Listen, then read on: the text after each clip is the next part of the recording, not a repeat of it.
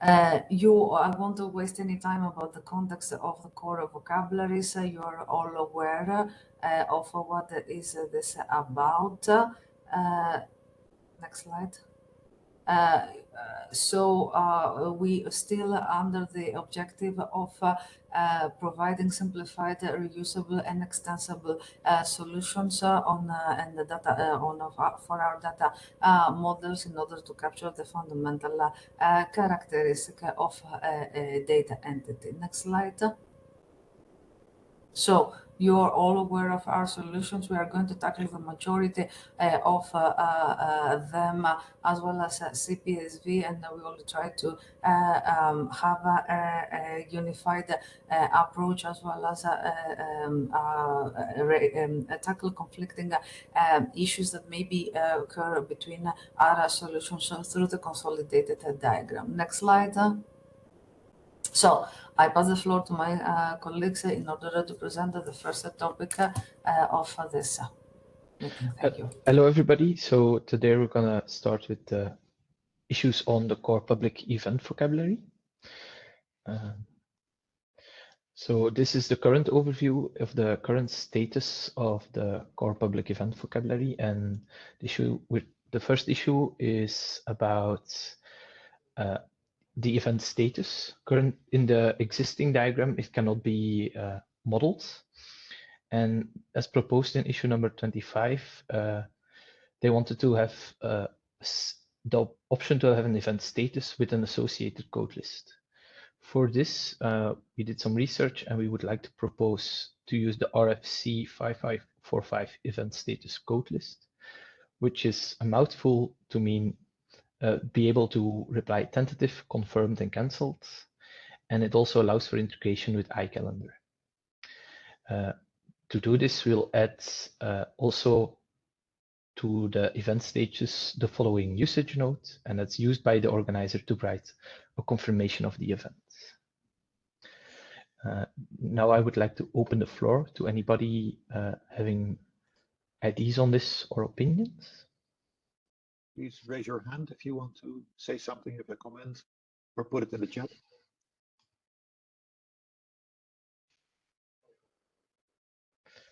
If not, Matthias, I have a question. URIs or literals?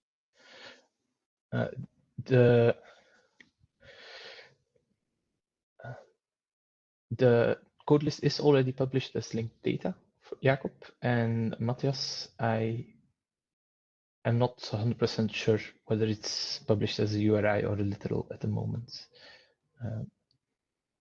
So this is something to come back to the group and give that information. Do you have a comment there?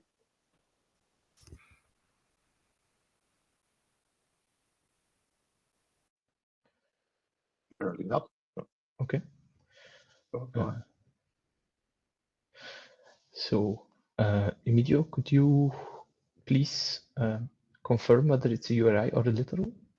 Well, if we publish it, if we publish it on OP, then it would be as a URI, definitely.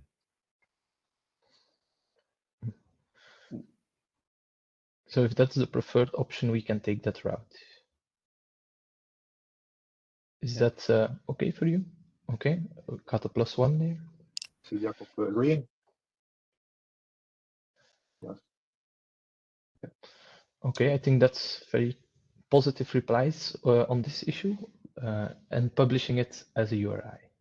So I also wanted to say to people, we sometimes ask for your opinion, and then you can put a +1. If you put a plus, if you disagree, please don't hesitate to say that. But we'll take I'll keep an eye on the chat to see if there is any objections, just to make sure that you can express any objection. Okay. Go ahead, Emil. Sebastian has a question. Former events. Do they need to know on status? Yeah, perhaps if they have, I don't know, but when we will use it in a tourism domain and someone wants to see what happened, perhaps the confirmed cancelled is not the right status, just as an idea. Is that part of the RFC 5545? No, just an additional requirement I see. Okay. We will note that. So I think we can look into adding this as well, if everybody.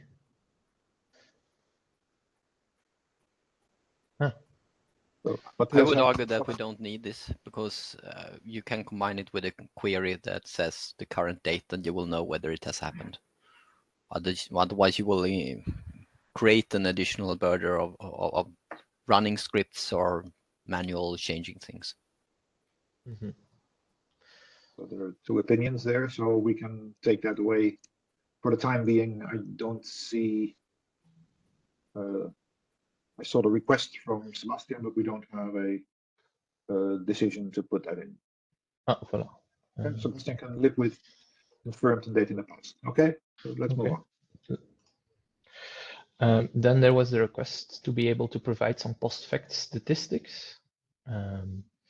As you can see, we would propose to add an expected number of participants. And as well, if you want to know who actually attends, we propose to count the has participation relation.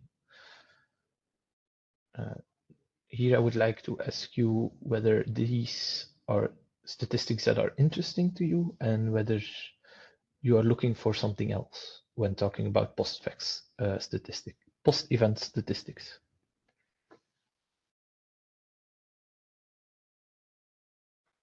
Any comments?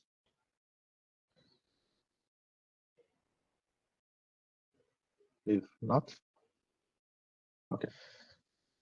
Question from Jakub. Why is it 0 to end?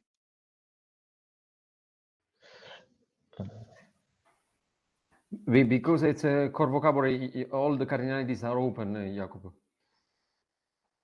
So we don't it is there. Of course, if you want to make it restricting, you can do it, but all the core vocabulary don't have cardinalities in all properties. Okay, thanks.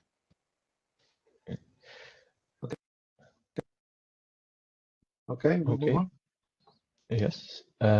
Those were the issues for the core public event. The following will be the issues on core business. This is the current status of the vocabulary, and today we will gonna treat issues both on accounting document and the core concept of legal entity. So we have in the previous webinar we also discussed this, and online it's what came up a few times that not all legal entities are really covered under the core business vocabulary. We're missing things like non-profits because we explicitly say doing business, but also sole traders, they're not always included. So there, the past year we worked on getting the GLIFE code list. It's about entity legal forms to get it published through OP. We are nearly there getting it published, but the main advantage is this includes legal formats from each specific country and all of them. So this allows you to indicate that it's a non-profit, indicate that it's a sole trader, but you can go into more detail than just those. You can really say it's an LLC or it's a nameless organization, stuff like this. And it's specific to each country. And now with publishing the ELF code lists on OP, it will also be available as a linked data and under specific URIs. We also would, as part of this change, remove from the specification document any reference to the fact that sole trader is not covered. We will leave that open to people implementing the core business vocabulary.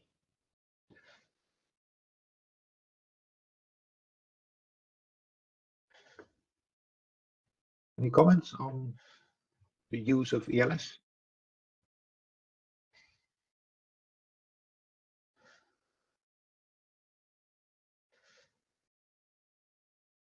Torbjörn, your question? can you say what your request is?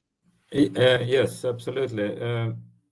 If we would like to make changes from authorities in each country of the glaive, if we, for example, would like to put in sole traders, how can we be sure that it's not going to be changed?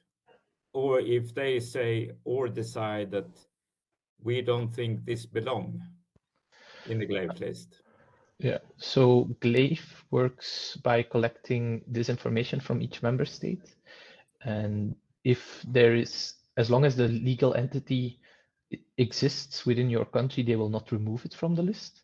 But you may encounter that this type of legal entity is not yet in the list. And we have actually tried it out.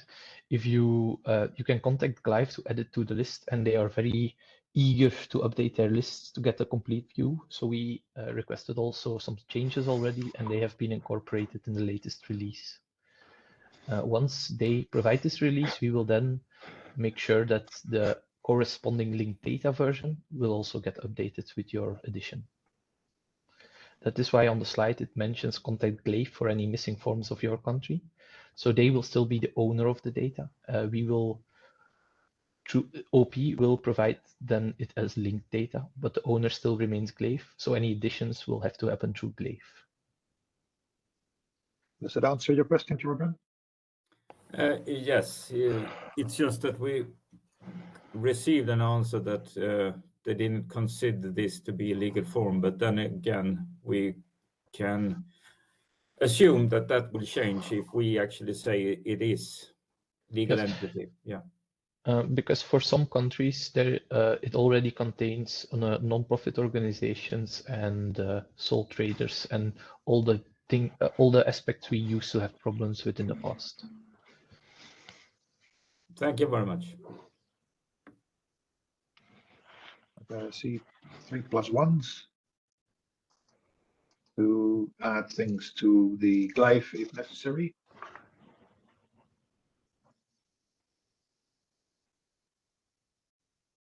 Per, I think that was just a comment that Emil made that will be the comment in the vocabulary that sole traders is not included is going to be removed. Yeah. So, leaving it up to each implementer whether they want to include this aspect or not. Okay. Anybody objection to what was just presented? If not, then I will suggest that we'll move on. Okay, we'll move on. Then next, in the previous webinar, we included accounting document, which is referenced in the high value dataset implementation regulation, but currently it's still empty. We have an open issue, number 44, and you can always add comments there on what you want to be part of accounting document. Currently, we just propose to add a name and a type, and the type would be based on a code list which is inspired by the actual legislation. So the legislation mentions financial statements, non-financial statements, management reports, and annual financial reports. This will be included, guaranteed. But if there are more requests, we would kindly ask you to mention these on issue number 44. Or you can mention them here as well, of course.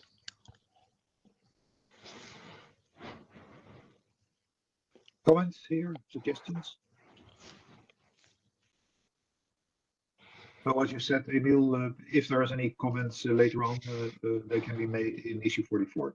Yeah, because we understand these type of documents can be very broad, and we haven't covered everything through the legislation. I already see Anna Rosa saying the issuing date of the document would be an important or useful addition. Mm-hmm. The UUID of the doc is suggested. And Matthias says many DC terms properties can be used on for the accounting document. Mm-hmm. Rosa agrees that some ID of the document would be useful. Okay. Fantastic. We already have a couple of additions proposed, so we'll take that on in issue 44.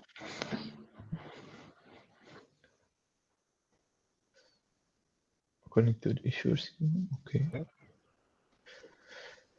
Okay. There will be more discussion on issue 44 to see if people have further suggestions. With that in mind, I'll proceed to the next issue, which will be on core location. As you can see, it is this is the current state of the vocabulary, and there will be some changes proposed now to admin unit and locator name. First, let's look at the admin unit class. Currently, there was some uncertainty about which code list should be used for admin unit.code, which was actually an error on our part. The problem was that the usage node indicating this code was associated to the wrong property. So we propose to move it from level to code where it's supposed to go. That's a very uncontroversial change, I hope. Then the second issue was that admin unit in Inspire diverges from admin units within the core location vocabulary. For this, we looked at what they do in Inspire and proposed to add a name because that is one of the main properties currently missing.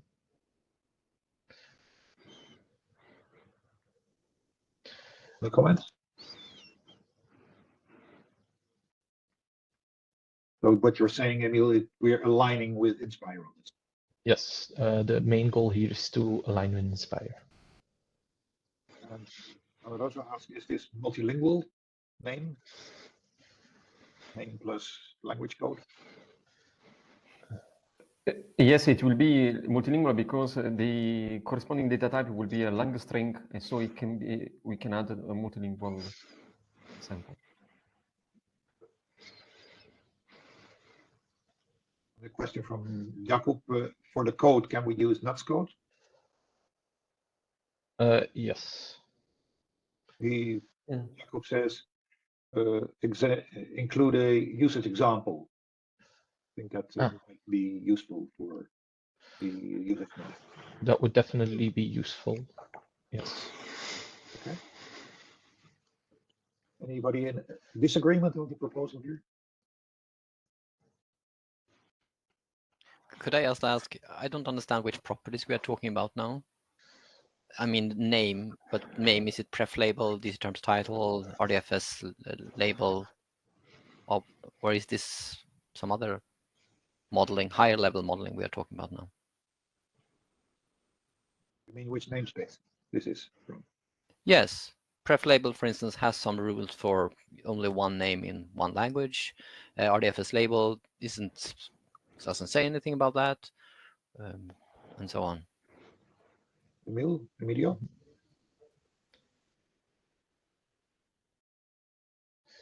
Emilio, could you provide some clarity?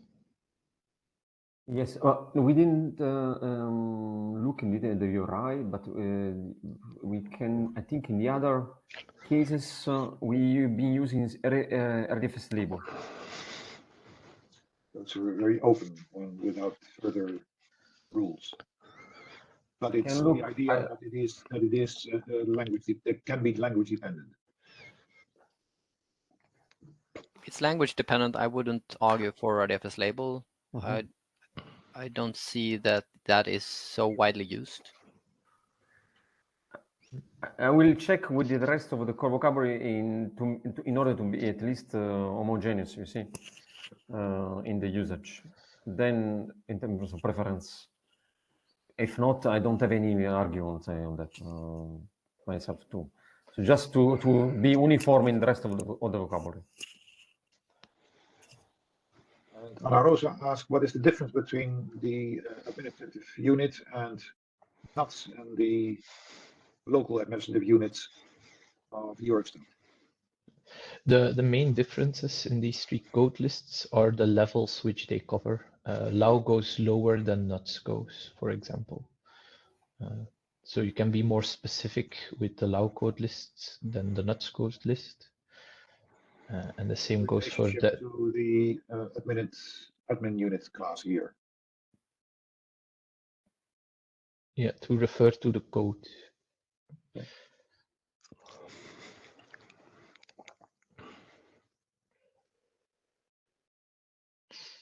So that's not clear to me. So what is it that you can use the nuts and low codes as the code in the admin unit?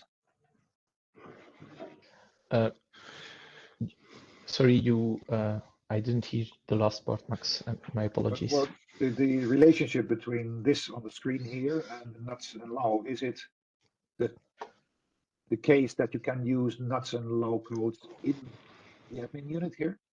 Yes, so within admin unit, you can indicate it, use nuts, allow, or ATU to indicate the code, while the level refers to admin level, admin unit level 1, 2, so country, regional, municipal. So level refers to that part, while ATU, nuts, and allow refers to actually the specific location, so a certain province. And Jacob says that there's also an issue number 36 that is related to this. Yeah. Indeed, if it's not clear this way, and also as requested before, we are best to provide an example that clarifies it within the specification. Tor, would you mind mute your microphone, please? Thank you. Okay, so and Jacob says if there's any more discussion, then we can do that under issue number 36. Mm-hmm. Okay, with that, I'll go to the next slide. Sorry, I'm having some trouble here. Okay. Then we have an issue on, there was a request to more structurally represent address supplement. So we propose to add an address supplement. No, sorry, my apologies. We propose to align with Inspire on this by including a class locator designator, which would contain a name and type using the Inspire code list. So this would also result in a better alignment with Inspire. On the right-hand side, you can see which kinds of supplements Inspire allows for, and that will also be the code list we will be reusing. We propose to reuse. Any comments there? Again, aligning with Inspire.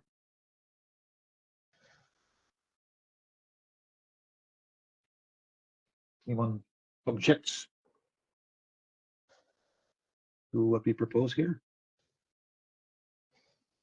Again, I would prefer to get some information on which vocabulary this is using. Is it vCard or how is it going to be represented?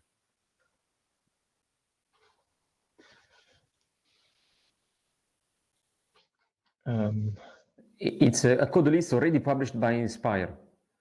So the idea is to reuse that such code list on locator designator.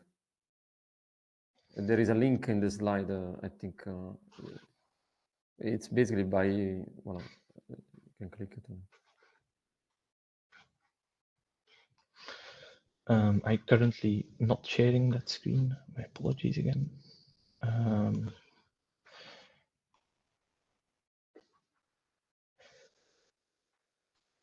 Sorry, I'm losing connection.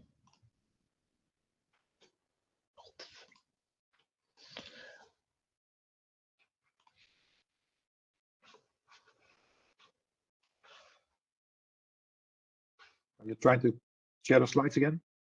Yeah, it's currently down on my end.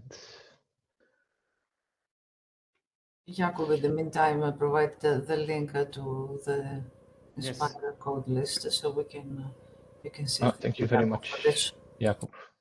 Yeah, that is the intended code list indeed. Thank you, Jacob. And there's a question from Sebastian that he wants also to be able to put in free text.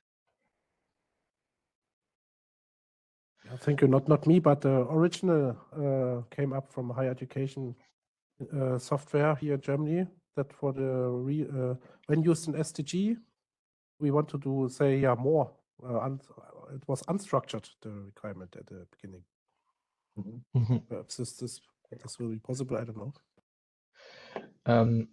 Just unstructured, it can still be.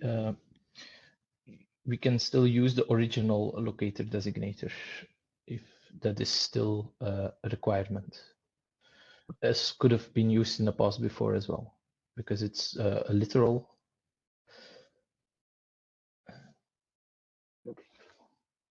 So you can put any free text in there.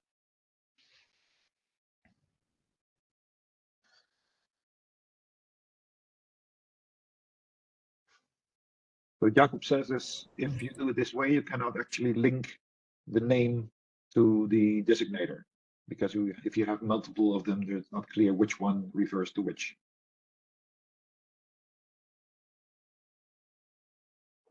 That's correct, I think. I think we can have multiple designators. First of all, again, as a core vocabulary, you have multiple cardinalities, so you can have multiple locator designator there. The only thing that is the comment from Jacob is if you have more than one locator designator and more than one locator name, you do not know which name goes with which designator. I think that's correct. Yeah, I think I understand. So we need to take that on again in issue 36, 37. Yeah, we'll have to add it to that issue. So we continue that discussion under issue number 37. And Matthias says, yeah, that's the solution is to have a blank note with the designator and the name. But I think that is not something we can decide here. But there's a proposal there from Matthias, I think, that we can take on further in issue 37. I think so as well. And I invite everybody who's interested to follow that specific issue. Actually, indeed, the locator designator from Inspire, if you see on top right of the slide, indeed it contains the designation, which is the designator, which is the name, and the type below. So that is already basically provided as from Inspire. We could basically reuse the same approach.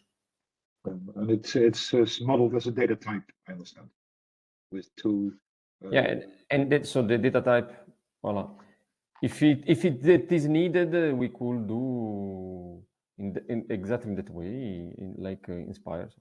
So the locator designated type value, designated type value is the code list provided by Inspire.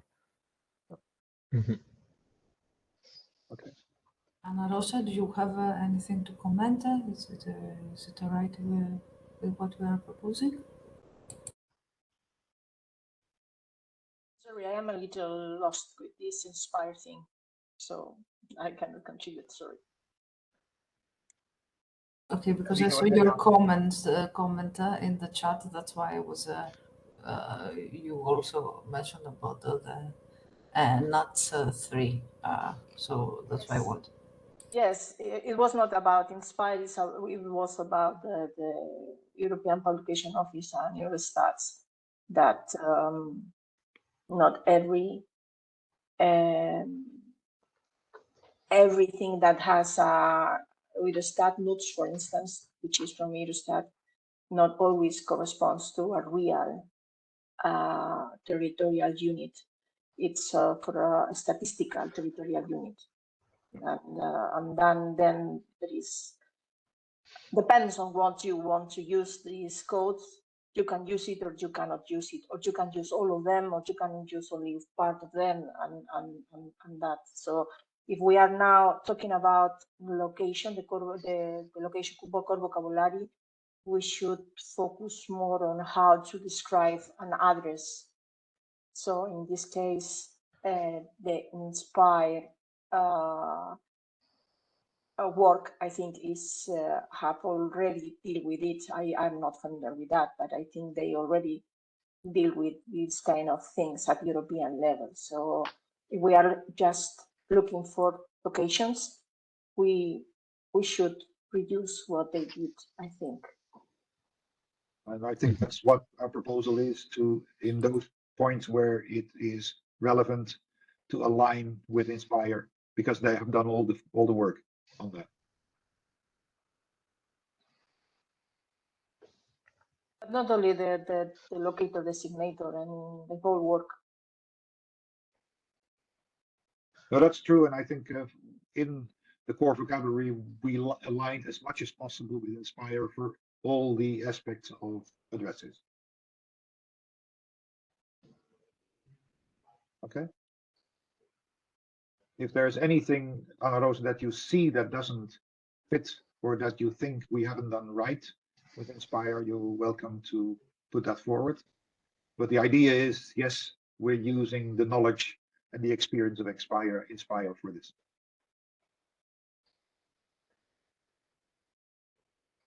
Okay, any more comments? But admin units are used in Inspire? Yes.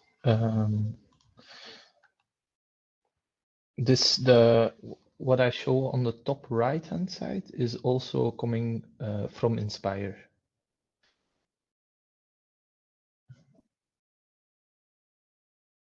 So we're trying to be strict in that, to base ourselves on Inspire. And as I said, if you think we've done something wrong there, then please put that forward, and then we'll can take a look at that. Okay. So just I encourage you to take a second look at vCard. With the qualified properties, there is like has locality, where you can point to something, if I understand it correctly, a blank node, maybe use a has value and some, as that vCard has value, and maybe there is some kind of qualifier type or something you can use in combination to point to the right. Okay.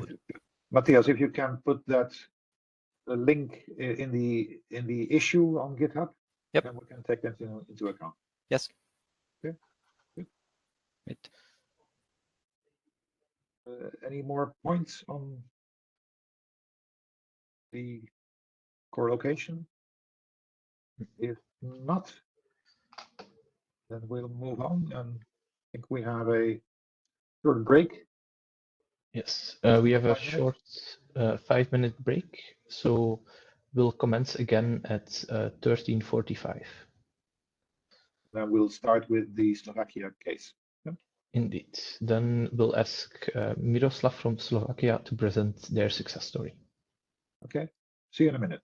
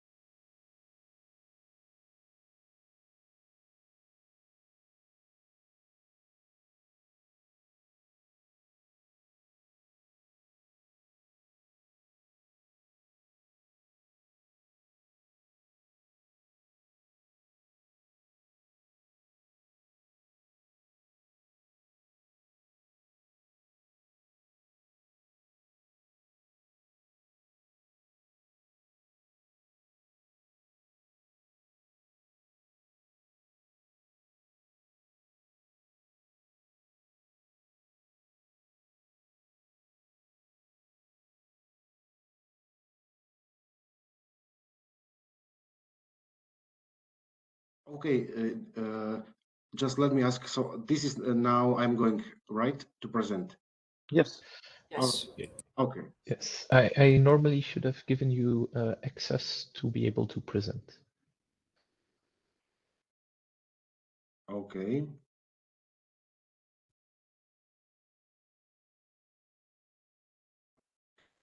Thank you. Share my screen.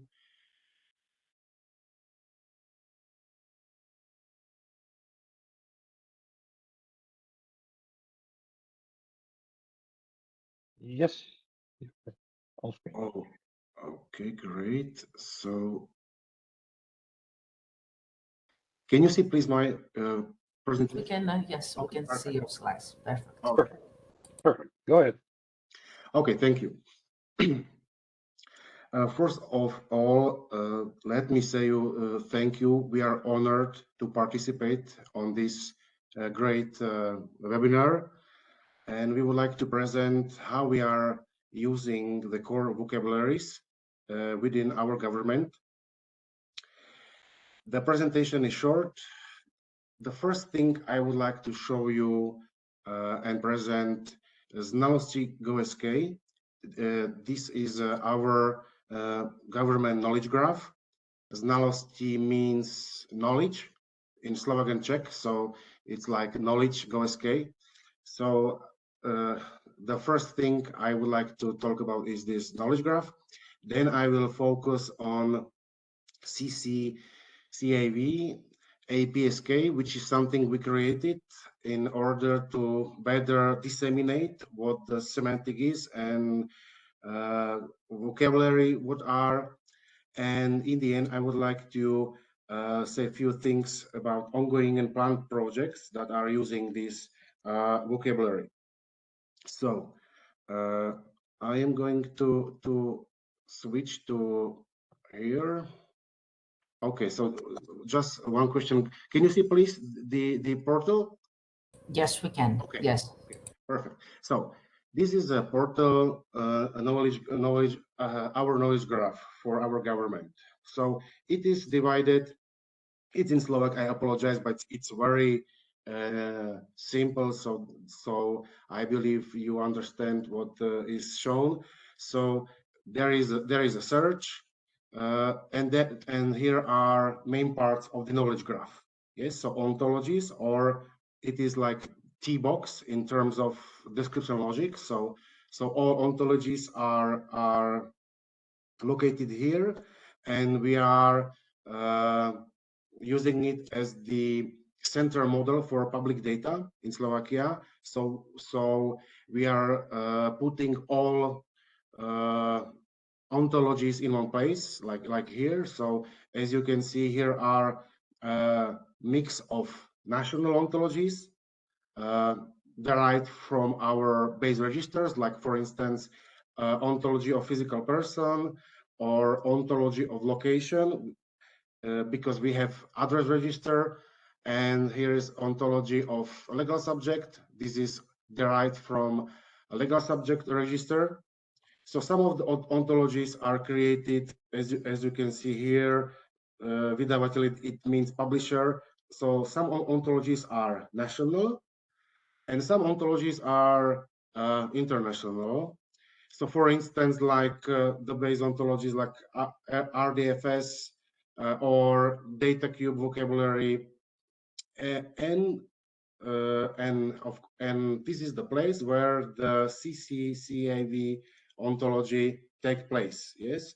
So for instance, when I look on some ontology like ontological physical person, I can see all the triples related to this ontology, and of course here are the elements of the ontology like classes and object properties. So when I look on the core criterion vocabulary, yes, I get the same result like classes and properties that constitute the vocabulary, like evidence, criterion, and others. So and of course there are some different important vocabularies like ADMS, decade, provenance, and others. The important thing that I would like to mention is that for sake of clarity, we decided that the ontologies that are that describe our reference data in reference registers should be Slovakian ones, like addresses, physical persons, legal subject, and others could be also international. Because we had the problem, for instance, when I create some kind of schema for representing data, I tend to really reuse international ontologies, right? But the developers and analysts were disappointed, not disappointed, were a little bit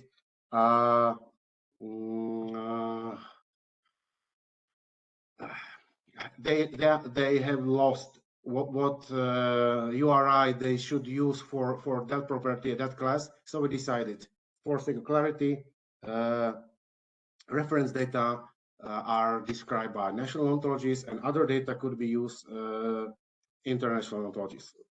So this is a reason why we have some ontologies published by our government, and some ontologies are used from international space. So this is the first part of the knowledge graph, like T-box, like ontologies. Here is a C-box, which is categories part, where are code lists, taxonomies, thesauries, and others. And related to that criterion and evidence, we have also our national taxonomy of the evidences. Yes, here. So this is a taxonomy, and the taxonomy consists of 4 top concepts at the moment.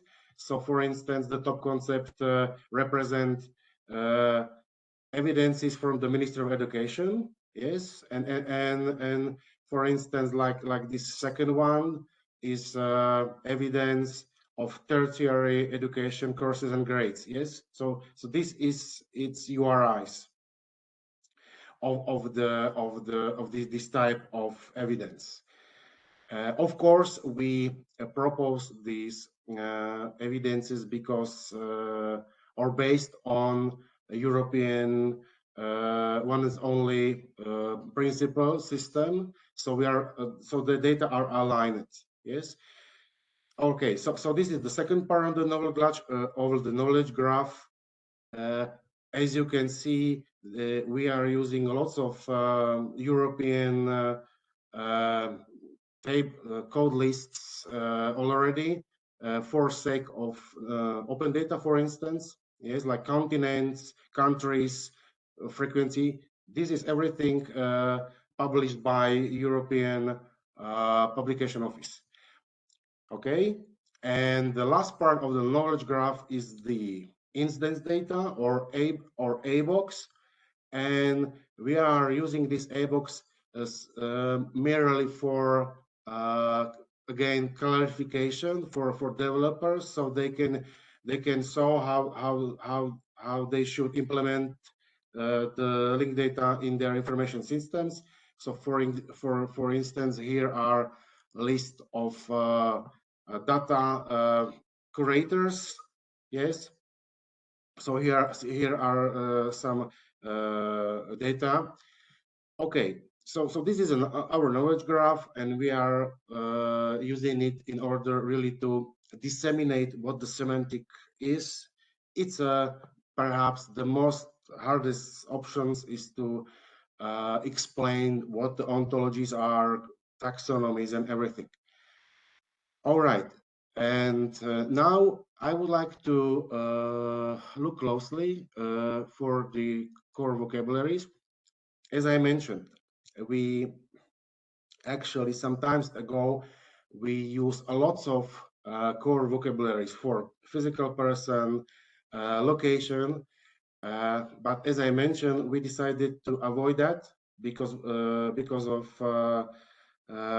it was really hard to understand for lots of developers in Slovakia. But for sake of evidences and criterions, we still are keeping the ontologies created by Interoperable Europe. So you, like Emil and colleagues. So what I would like to show you is this is a knowledge graph. Yes, so everything is linked. So for instance, when I look on this vocabulary, and for instance find the class evidence type, yes, when I click on this evidence type, I get the information about the class, which is of course from the vocabulary, but also linked concrete evidence types that I shown before. Yes, so the is type of, yes, so inversional property. So I can really find what I'm looking for. And the same is also in the when I look on the evidence type, evidence class. So once again, let me show this vocabulary, and when I look again on the evidence here, the first one, I can see 4 examples from Ministry of Education that are loaded in this ABox part on the instance data. Yes, so here is 4 of them, 4 evidences represented in linked data. So this one is some URI from Ministry of Education. The publisher is Ministry of Education. Yes, I can double check. Yes, of course, this URI represent Ministry of Education, and the information I can see here, the other information. So type of this evidence is evidence of tertiary education, etc. So this is our knowledge graph, and for sake of clarity, the data are loaded here, and of course it is possible to use the referencing. So for instance, any entity is the referenceable with API, so I can get the information in JSON linked data format. So so it's built in this way. All right, I would like to shift in my presentation and go directly into this vocabulary for core criterion and evidences. We created this kind of application profile in because more our colleagues started to create these evidences, regulations for developers. So this is the base, like there is a evidence, it has a subject, of course, some agent, and there is a publisher of evidence, and there is an evidence class. So it's a really like a very base of the vocabulary. And as you can see, the type of agent could be person, legal subject, or another public organization. And then we created a lot of regulations. I will show you our second portal related to semantic web. It's Interoperability GoSK. So this is a methodological portal when we are creating the regulations for their implementation. And in this case, let's look here. Regulations for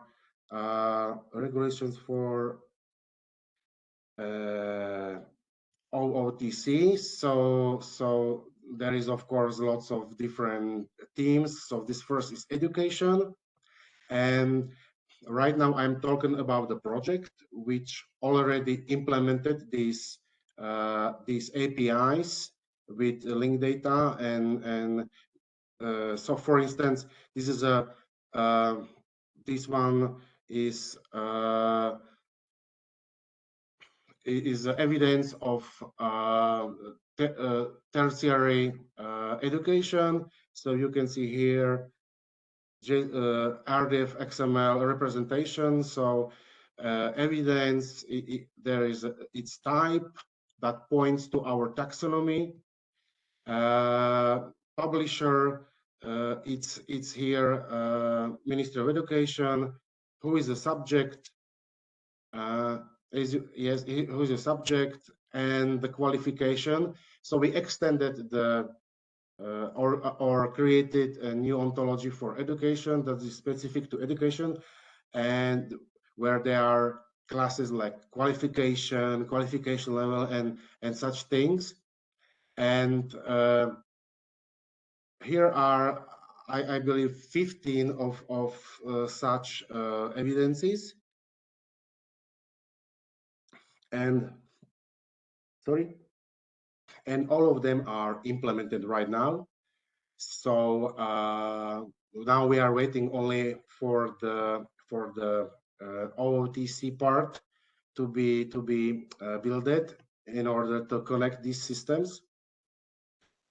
So education is already implemented, and for the future plans there is really about 100 of regulation already prepared. For instance, for physical person register, there is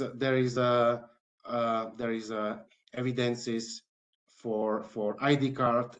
Yes, so this is a specimen of ID card, and here is a regulation how to use core criterion vocabulary. Yes, so this is really lots of stuff is created here. So how to represent ID card, or this is a passport. Another is very slow.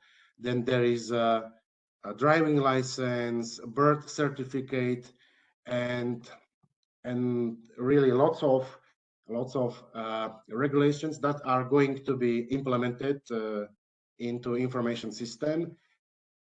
Really, not only for register of physical person, but there is for instance evidences from the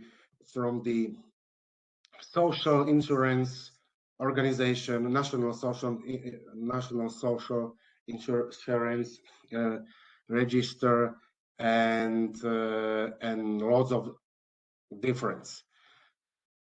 Okay, so some of them are already implemented, some are only waiting to be implemented. So this was what I wanted to show you, and that's actually it's all.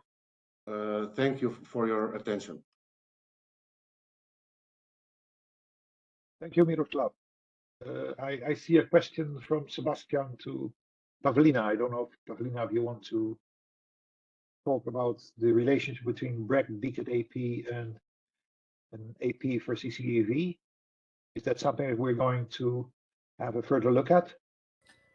Yes, thank you for the comment, Sebastian. We can, along with the rest of the colleagues, and especially Natasha, that is digging into the Brexit AP, we can also take this under consideration. Apologies, there is a fire alarm in my building, some tests, so apologies for the background noise. So, any questions for Miroslav from the floor?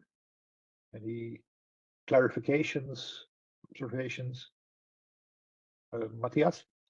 So yeah, I'm very curious. How did it go to? I assume that there is a lot of existing systems that various agencies, governmental agencies, already have, and you have provided the examples, and you're saying that they are implementing it. How are they doing this? Is kind of a layer that you are providing on the central Is there central agencies that are responsible for doing this transformation, or have you pushed the responsibility down to the individual agencies that are responsible for these systems? Okay, thank you. That's a good question.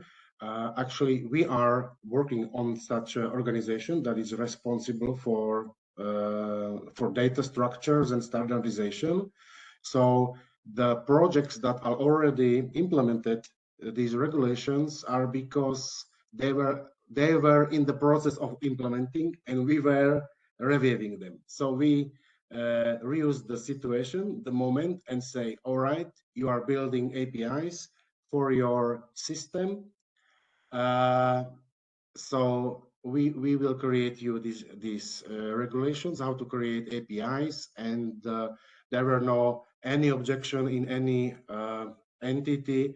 So so this is the process. So I didn't mention it. I work on data office of Ministry of Informatization.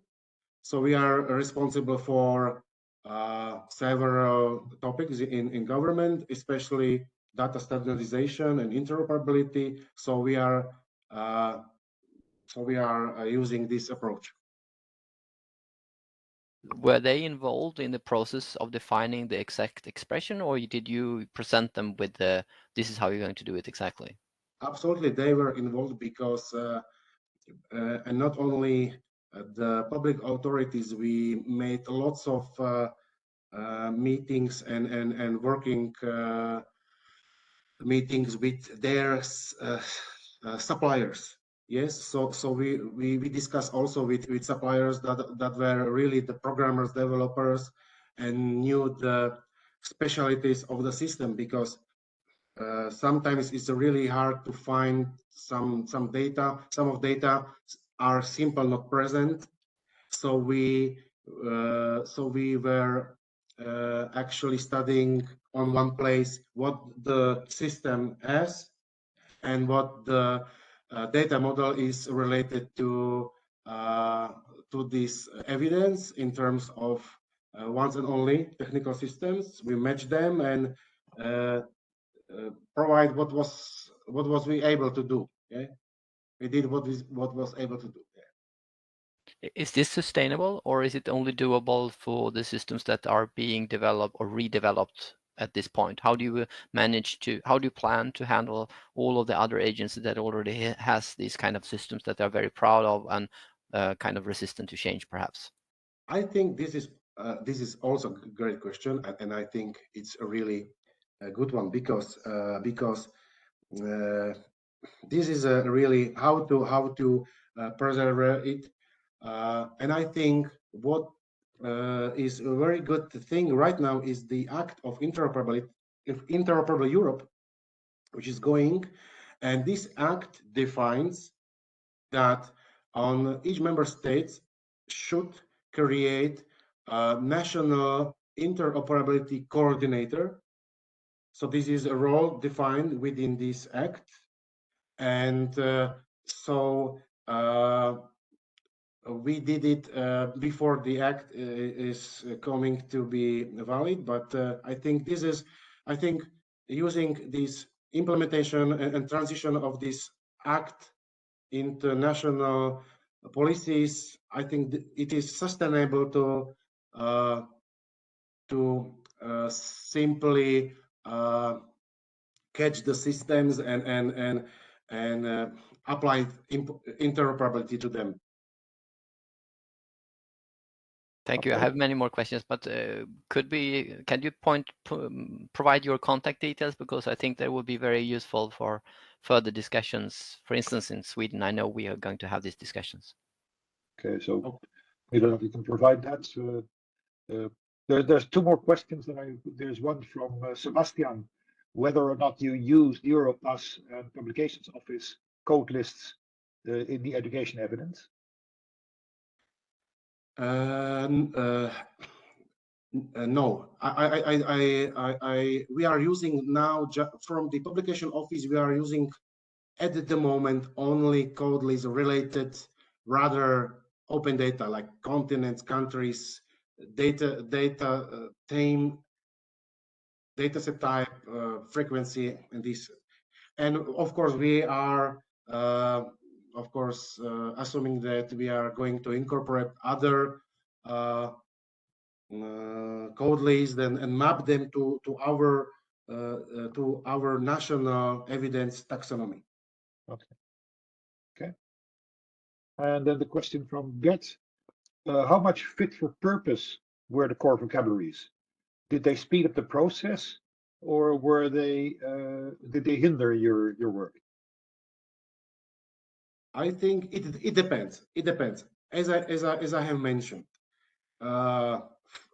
in the first place, we really tried to be interoperable as much as possible. Absolutely interoperability, but I don't recommend absolute interoperability.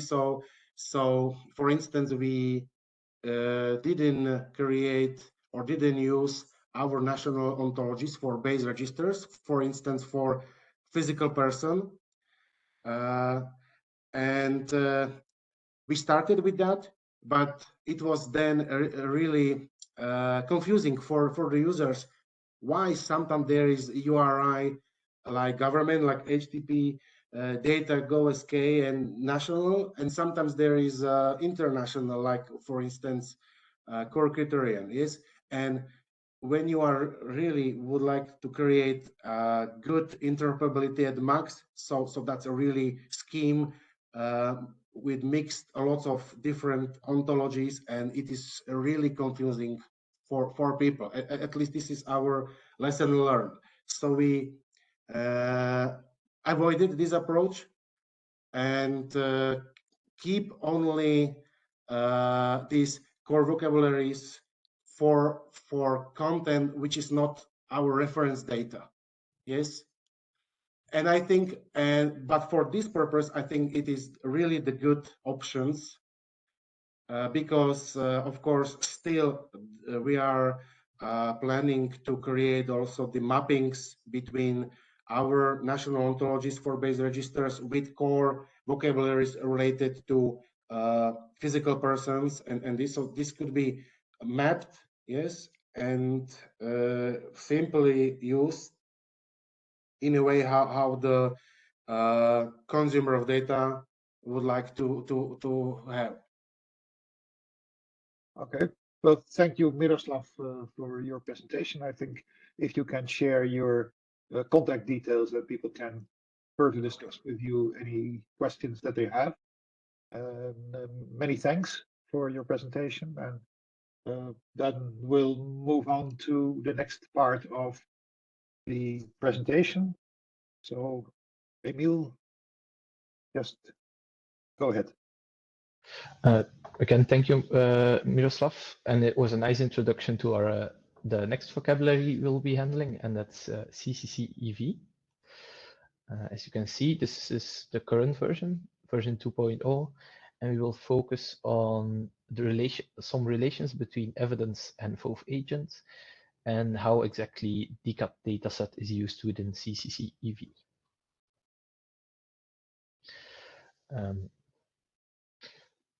So currently, somebody identified in issue 52 that we were reusing the URI from w3.org, but we were not using the correct data types. So we just proposed to then align with the authoritative source here. This is more of an announcement. I don't think there is a big move against aligning with the authoritative source. Are there any comments? Any objections?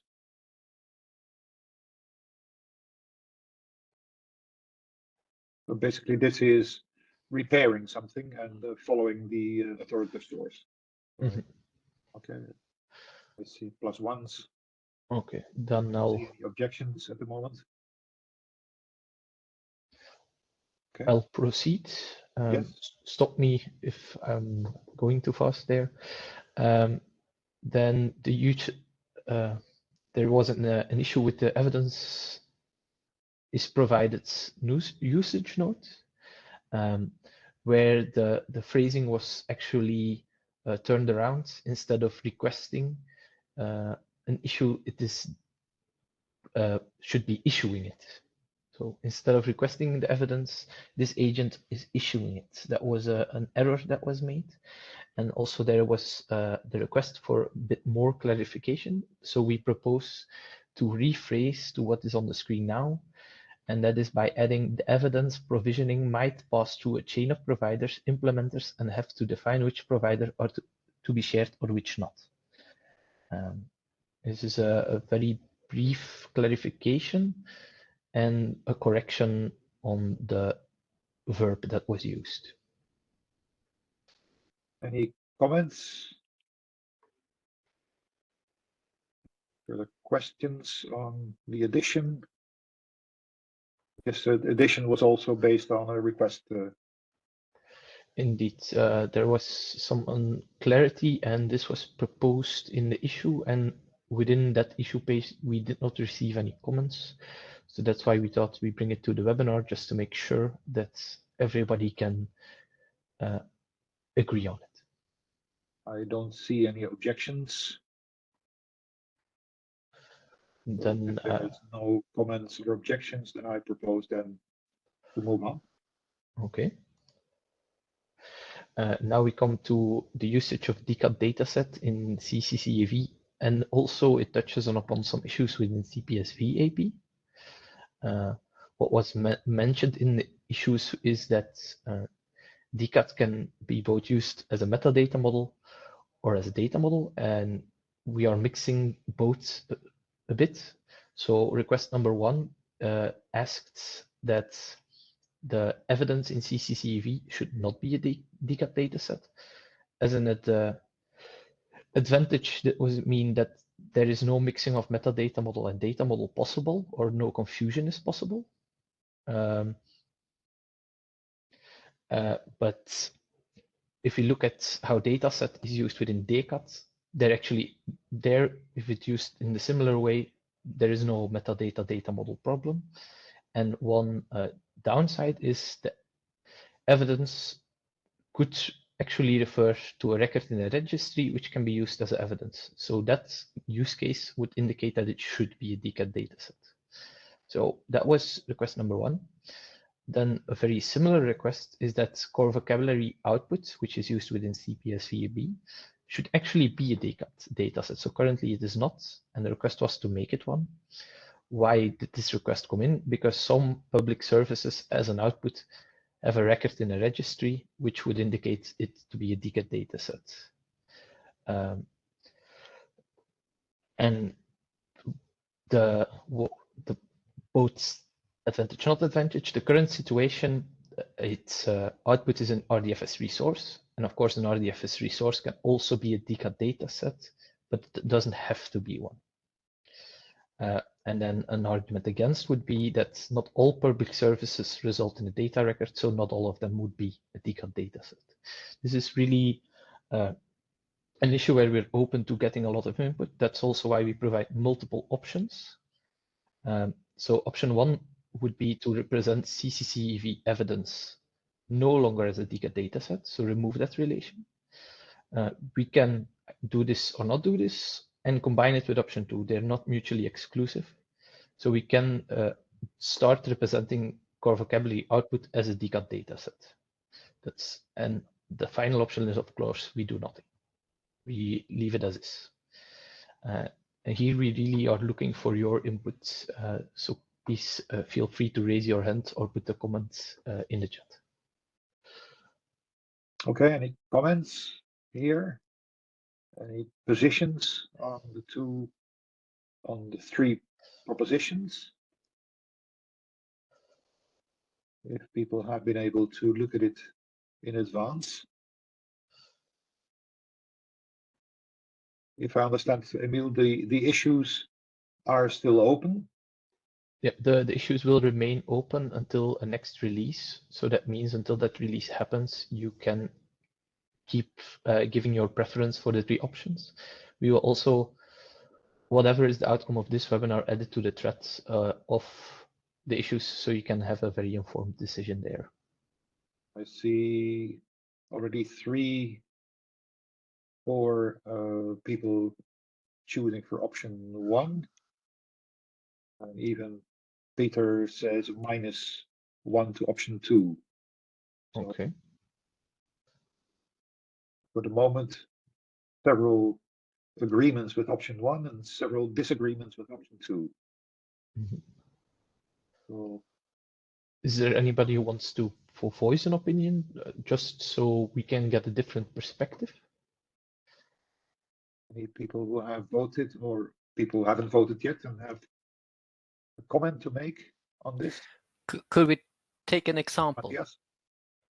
Can we just take an example of an output, and then I think we will quickly come to an agreement. What is an output of an evidence? Is it like an actual document that shows you have a driver's license, or what is an output? Yeah, so that's used within CPSV-AP, and we have had requests going both ways. Some people provide as an output, they see your identity card. If you have a public service requesting an identity card, that the card itself is actually the output, while others would see that the entry into your registry, which refers to that identity card, that is the output of the public service. So it's really dependent on an implementation basis currently.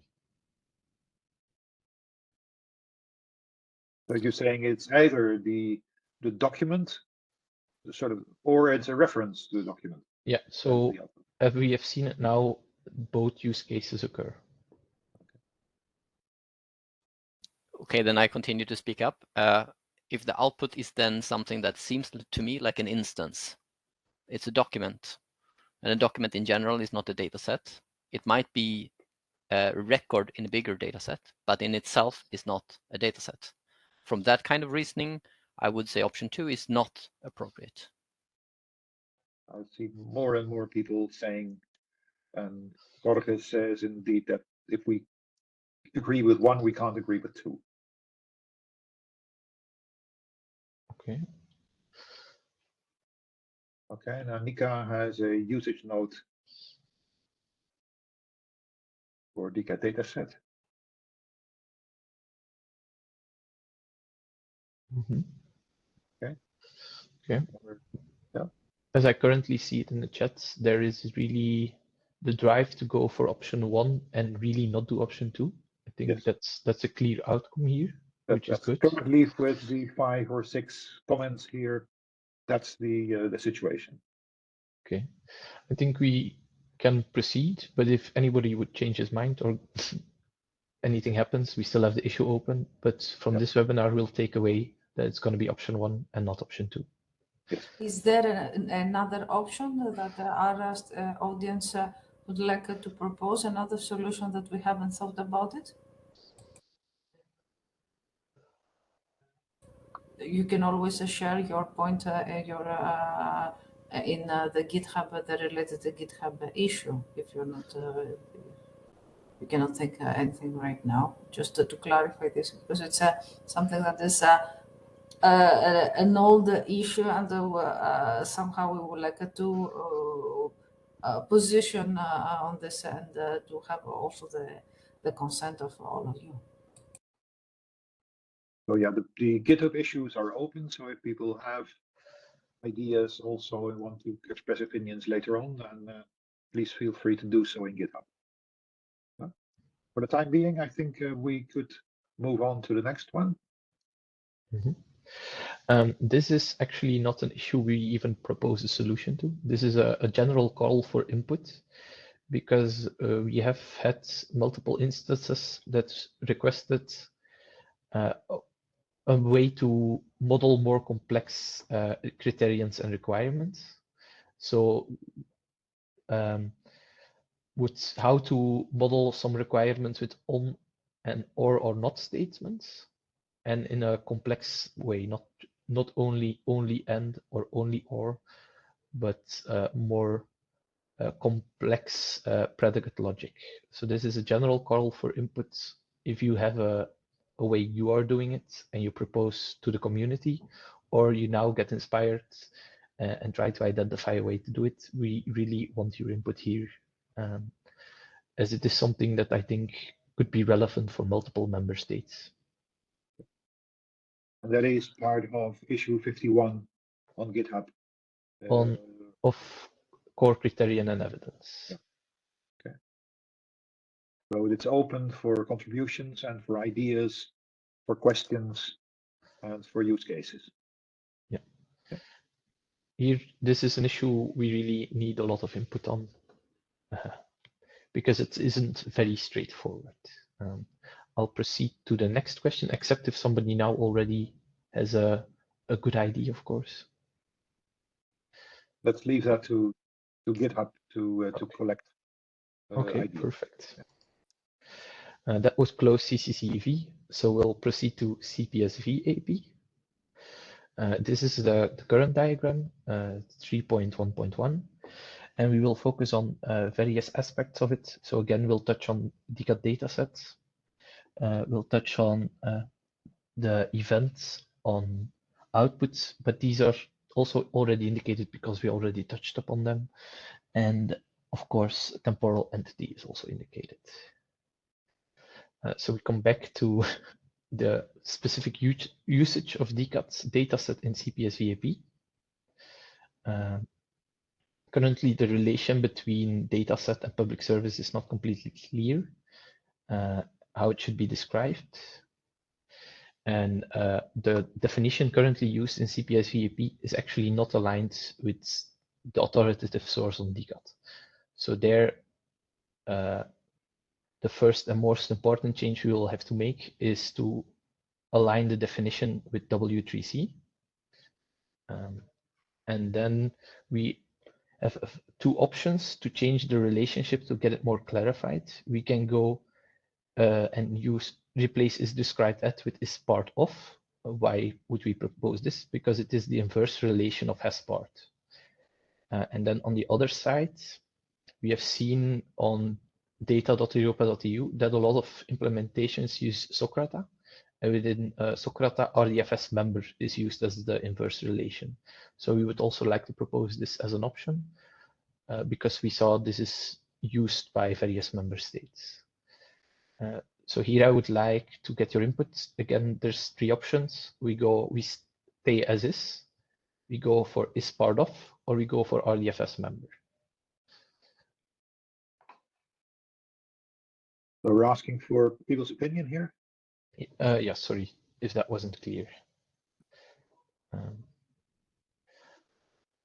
Is there a preferred option? If there is no preferred option, we would push is part of forward because it is the inverse relation of has part.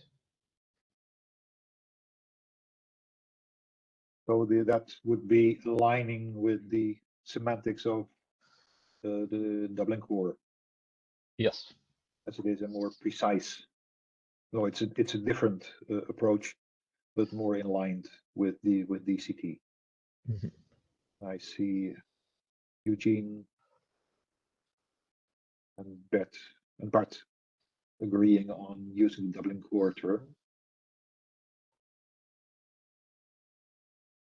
For the time being, you mentioned here 3 issues on GitHub. Which is the one that you would want people to continue that discussion if people have more views? I would have to quickly check if that's okay. Because also Peter Brun says that he needs more time to think about that specific issue, but so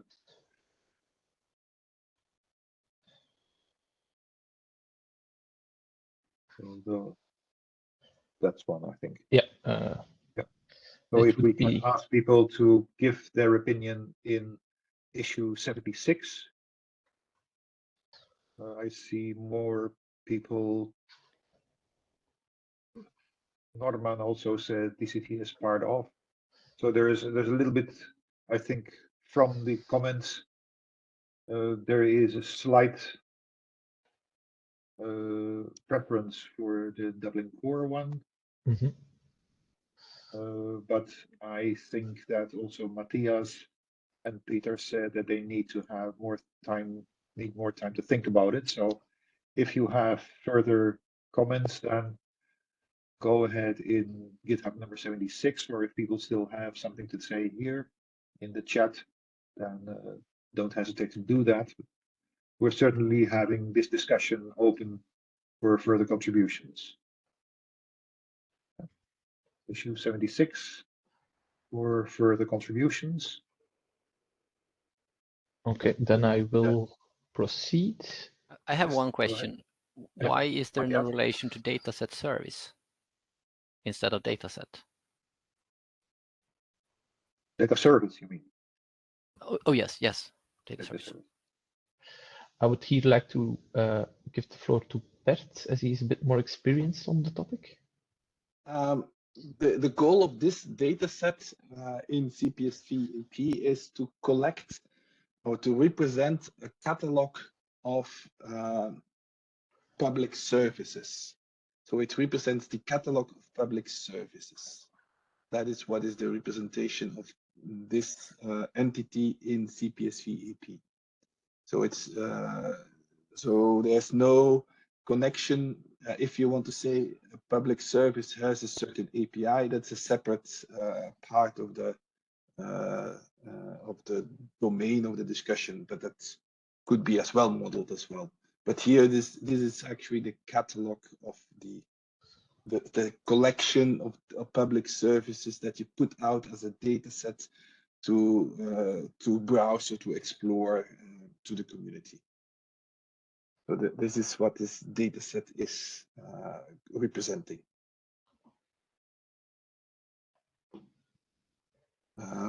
Yeah, there's, I don't know where, but there's a nice example link somewhere. But yeah, I don't know where this is exactly the link, but there's a nice link, the example where this is an instance of. I think an Italian case, if I was right. You're talking about a example. Can you find out where I have to look for it? Yeah, where the example is. There was, yeah. Now I have to look with the colleagues. I'll try to find it. Okay. Thanks. In the meantime, I'll proceed to the following issues, if that's all right.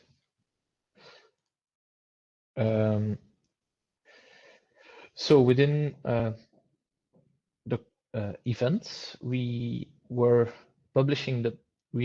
in the process last time of publishing the business event and live event code lists as controlled vocabularies through OP. Now this publication has occurred, so we would add a recommendation to use these within the usage notes of core vocabulary event. So this would be these two code lists indicate a business event type and a live event type. This was also requested explicitly in the issue, and it was something we were already working on. I think if there's no explicit comment there, it should be very straightforward. Okay, any people having comments on this issue? So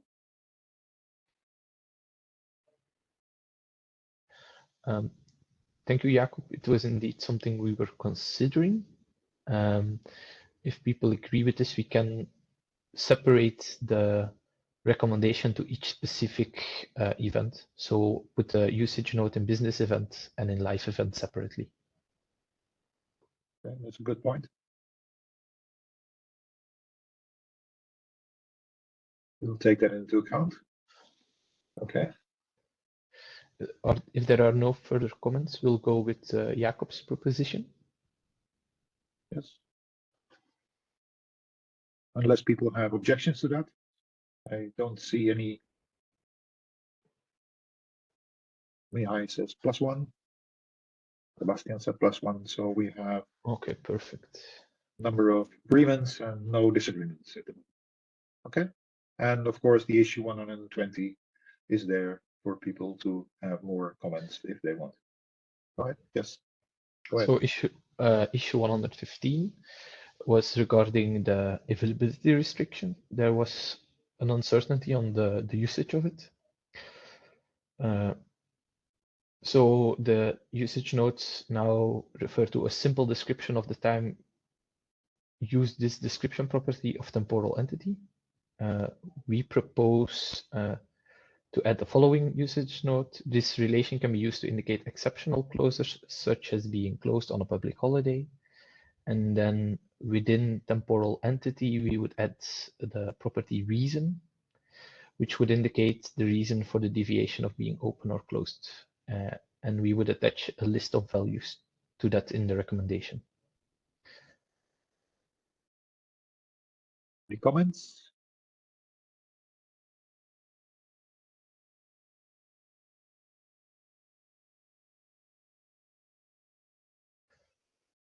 Yes. Could you just say which repository we are now looking at? I'm getting lost here because there are so different repositories with many different issue trackers. So it's hard when you say 115 to find the right one quickly. My apologies. We're in CPSV-AP. So it's CPSV-AP 115. And in the presentation, it's a live link, so you go directly to that issue when you have the slides there. Yeah, so indeed CPSV-AP.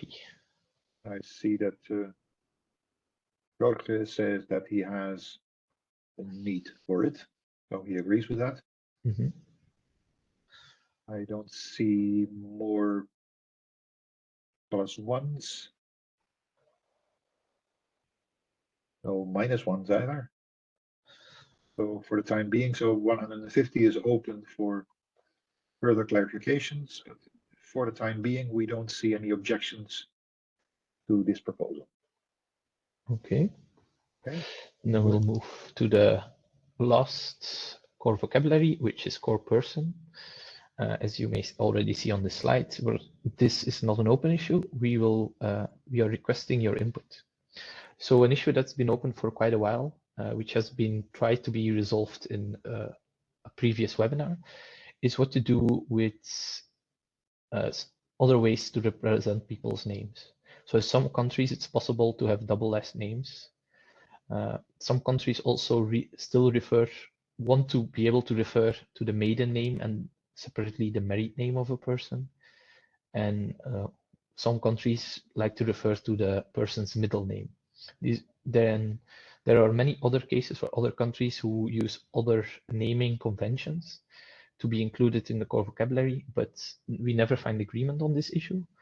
And we have noticed that the conversation hasn't really had a lot of momentum lately. So our current proposition to go forward on this issue would be to request your input. And if we don't receive any input anymore, we will close this issue, and then we will not consider any issues of the same nature anymore, since it's clear we are unable to find a consensus on it. So we would keep the core vocabulary at its current state regarding name. So yeah, this is really a call for input there. Otherwise, this issue will die out. And it is open for comments on issue 23 of the core person. Yeah, the core person vocabulary 23. So it's really an issue we want a lot of input on, because we know that many member states use many different systems. So that would finish up the explicit iteration of all the core vocabularies. Now we come to the style guide compliance. So, oh, yes, Max? No, sorry. Okay. Wrong. Sorry. So last year, SEMIC developed a style guide. You can easily find it if you Google SEMIC style guide, or after this webinar, we'll share the slides which contain the link. What does the style guide do? It provides rules about naming conventions, syntax to be used, how to manage your artifacts, and how to organize the creation of a core vocabulary. The intended users are editors and reusers of the SEMIC core vocabulary and application profiles. So it'd be for us, but also for anyone who wants to use our vocabularies and align with it. It's a guide, as the name would suggest. Some common rules that are in there is that you should reuse existing concepts as much as possible, but also make sure that they have a proper governance behind them. How you should handle your lexicalization and how to name elements if you are working from UML as a first source. We are also in this iteration of SEMIC reviewing the style guide to add better guidance on how to model when you're starting from another source than just UML, as we do within SEMIC ourselves. To get an idea of what kind of content is in there, I provide a table of content on the right-hand side. And then it comes to what's the connection at the moment to core vocabulary and style guide compliance. So we went through the exercise and reviewed our core vocabulary, whether we align with the style guides. And we have identified these 3 recurring issues that would happen in each of the vocabularies. The first issue is that we do not actually have consistent version management when it comes to deprecating. So what we will do is to make a deprecation policy and procedure for all core vocabularies. So there is a clear way that everybody knows what will happen when a term is deprecated in our vocabularies. The second is the lexicalization rules. So we do have a consistent way of lexicalizing within the core vocabularies, but this is not formalized. So currently there's possibility that would diverge dependent on the editor. So an action we will take is to create rules, so it's a formal way of working. And last, I mentioned it before, so the style guide advice is to reuse existing terms as much as possible, but you also have to review the governance of those terms you reuse, so you don't use outdated information and outdated standards. And here again, we do look at this, but we do not have a formalized and standardized procedure for it. We want to establish this so that separate from the editor, the quality remains. And this is more of an announcement, of course. And then I would like to wrap up this webinar. Thank you all for being here. I would like to complement a bit, Mila. Yeah. It is as I said, as I mentioned at the beginning of the webinar, is a way of improving our assets and the specification. That's why we are having this self-assessment on of the quality of our solutions. I would like also to let you know that we are creating some blog posts on the style guide and with raising some issues, and where we would highly appreciate for your contribution and your comments. And it is in an ongoing work, and the aim is to apply this and better in compliance with our specifications, and to view it in a holistic way. Emil, please proceed. And there was also a question from Peter where to comment on the style guide, and Emilio just put the link to the GitHub in the chat so that people can actually go there and contribute and comment on the style guide and ask for clarification. Yeah. And since we're working to a next iteration of it, your issues will be incorporated and taken into account. So then now I would like to ask, we have a lot of vocabularies and application profiles, but we do not have a 100% overview of what the usage is around Europe.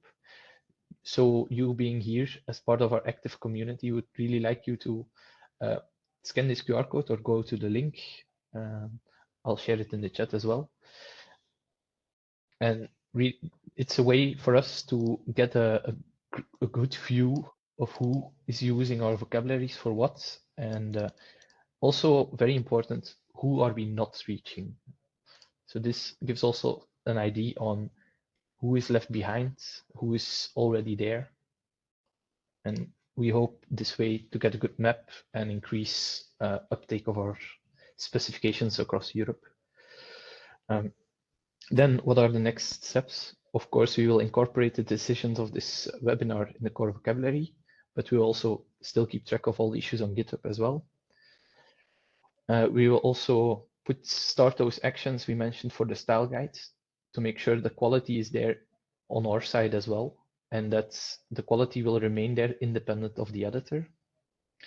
Then after a period where we collect your issues and we incorporate the decision of this webinar, we'll proceed with the minor releases required. And then last but not least, once this all happens, we can update the consolidated core vocabulary diagram to give the complete overview. With this, I would like to thank everybody. And I don't know whether my colleagues would like any closing words. Otherwise, thank you very much. Paulina? I would like to thank you all for attending this meeting. We will highly appreciate if you you can provide us some comments on the issues that were discussed. Recently, we have received some other comments about the core vocabularies. I would like to let you know that we haven't neglected them, and we would like to address them in a forthcoming webinar. It is your feedback is very crucial for us, also for the core vocabularies as well as the style guide. And with this, I would like to sincerely help you for attending.